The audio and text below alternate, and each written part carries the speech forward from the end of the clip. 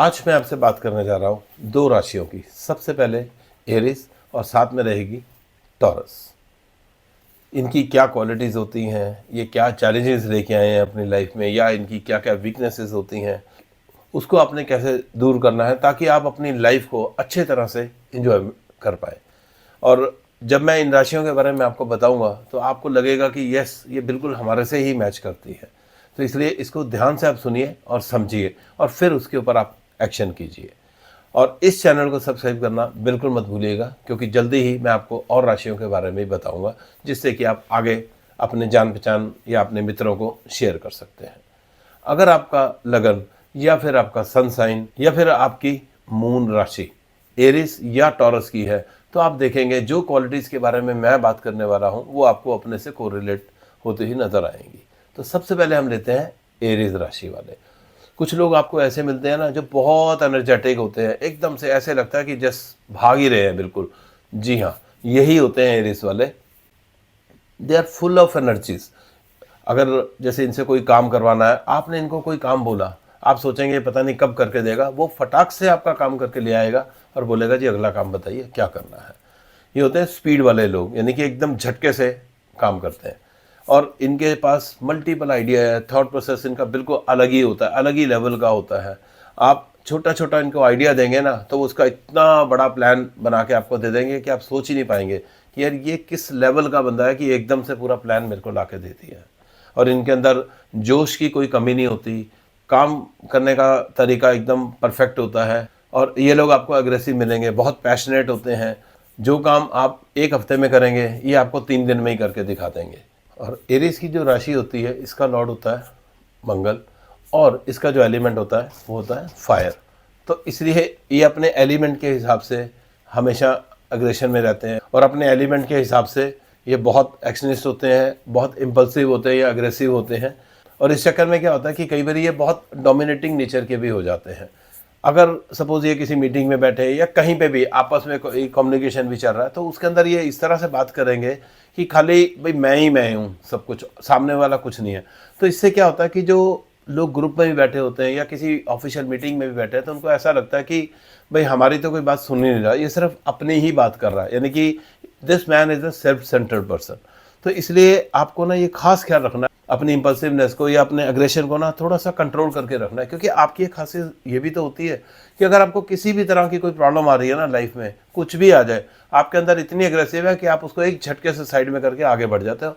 इसलिए अगर आपकी ये पॉजिटिव साइड है ना, तो आपने उसको मेंटेन करके रखना है कि जब भी आप इस तरह की किसी मीटिंग्स में जाते हैं या किसी कम्युनिकेशन में बैठे हैं, तो जो आपके ग्रुप में लोग हैं या मीटिंग में आप गए, कोई सीनियर्स हैं, तो उनको पूरा रिगार्ड्स दें, उनकी बात को सुने, समझें, उनके व्यू पॉइंट को भी देखें। उसको समझने के बाद ही आप अपने डिसीजन करें, भले ही वो डिसीजन आपके अपने होंगे, बट इस तरह से क्या होगा, आपका जो कम्युनिकेशन दूसरे के साथ बनेगा ना, वो बहुत अच्छा तालमेल बनेगा। क्योंकि आप सबको तो खुश नहीं कर सकते, बट एटलीस्ट इस तरह से अगर आप बिहेव करेंगे ना, तो जल्दी ही आप देखेंगे कि जिस मुकाम को आप ढूंढ रहे हैं ना, आप उस पर पहुंच जाएंगे। क्योंकि आपका जो अग्रेसिवनेस है ना, आपने उसको यूज़ करना है, मिस यूज़ बिल्कुल नहीं करना। अब हम बात करते हैं टॉरस वालों की। ये लोग बहुत कूल, काम, पेशेंस ऐसे वाले लोग होते हैं। बड़े आराम से, जिसको हम बोलते हैं ना बिल्कुल लेजीनेस में बैठना, बिल्कुल ऐसे ही लगेंगे आपको ये लोग। ये इनकी थोड़ी सी नेचर ही ऐसी होती है। तो अगर हम टॉरस वालों की बात कर रहे हैं ना, तो इनका जो मनी मैनेजमेंट है ना, एकदम एक्सीलेंट है। दोनों एक दूसरे से मैच करते हैं, ये इस तरह की लोग होते हैं।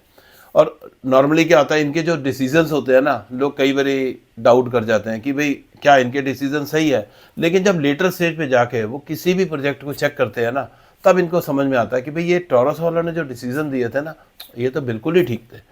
तो इसलिए ये इनकी एक सबसे बढ़िया खासियत होती है। और इनकी एक चीज़ भी अच्छी होती है कि जो लोग होते हैं ना, किसी भी तरह की प्रॉब्लम ला के अगर इनके ऊपर पटक भी देते हैं ना, इनको कोई फ़र्क नहीं पड़ता। ये उसको हटा के एकदम से तसल्ली से आगे बढ़ जाते हैं, क्योंकि ये स्मार्ट वर्किंग में विश्वास ज़रूर रखते हैं। और अगर ये किसी कंपनी में भी अकाउंट्स को हैंडल कर रहे हैं या बुक कीपिंग कर रहे हैं, तो ये उस कंपनी की एक प्रॉपर पिलर या स्ट्रेंथ के रूप में काम करते हैं। क्योंकि इनसे बढ़िया मनी मैनेजमेंट कोई नहीं बता सकता, चाहे वो आपका रियल एस्टेट हो, इन्वेस्टिंग का कोई भी फील्ड हो, इक्विटीज़ हो, या बैंकिंग सेक्टर हो। They are the best in the money management. और टॉरस का जो लॉर्ड होता है वो था वीनस, और इसका एलिमेंट होता है अर्थ। आपने टॉरस वालों का सिंबल देखा ना, बैल की तरह होता है, और बैल का काम क्या होता है, आपने इसको खूंटे से बांधा तो वहीं खड़ा रहेगा, हिलेगा नहीं। सेम इसी वे में ये लोग भी थोड़ा सा लेजी टाइप के होते हैं, और ये जॉब भी वहाँ ऐसे ही ढूंढते हैं जहाँ पर इनको ज़्यादा पैसे मिल जाए पर काम कम करना पड़े। ये भी इनकी एक क्वालिटीज़ में ही आप काउंट कर सकते हैं। अब ये लोग जो होते हैं ना, थोड़ा सा ट्रेडिशनल सिस्टम में ज़रा इन्वॉल्व होते हैं, यानी कि जो फ्यूचरिस्टिक अप्रोच है उसके लिए थोड़ा सा पीछे रहते हैं, या नए नए आइडियाज़ जनरेट करने हो, ये लोग अपने उसी ट्रेडिशन पे चलते रहते हैं कि ठीक है जी, ये काम ऐसे करना है तो ऐसे ही होना चाहिए। तो इनको ये चाहिए कि अपनी इस अप्रोच को बदलें, और जो फ्यूचर की लाइक कई चीज़ें ऐसी होती है ना कि जिसको आपको फोर्स ही करना होता है कि अगर हम आज ये प्रोजेक्ट शुरू करेंगे तो किस टाइम के बाद हमारे को इसके रिटर्न मिलेंगे।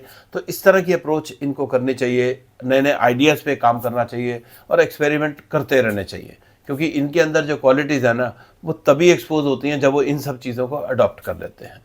और जल्दी ही मिलता हूँ आपके साथ अगली 2 राशियों को लेके। नमस्कार।